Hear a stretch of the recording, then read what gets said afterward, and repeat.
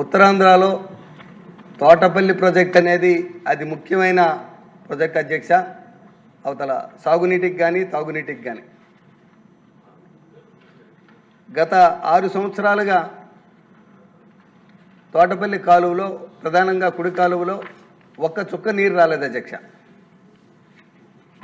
Silt తీయకుండా, గుర్రపటాక తీయకుండా maintenance చేయకపోవడం వలన అక్కడ పార్వతీపురం నుంచి చీపురుపల్లి, నెల్లిమర్ల, ఎచ్చెర్ల మండలాలకి మేమైతే థాయిలాండ్లో ఉన్నాం అధ్యక్ష. గత 6 సంవత్సరాల నుంచి ఒక్క చుక్క నీరు రాలేదు అధ్యక్ష.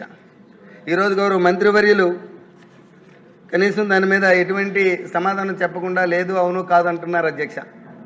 రైతాంగం అయితే ఎన్నో ఆశలు పెట్టుకొని ఉంది అధ్యక్ష. మన ఎన్డీఏ ప్రభుత్వం వచ్చింది, గత ప్రభుత్వంలో నిర్లక్ష్యం చేశారు.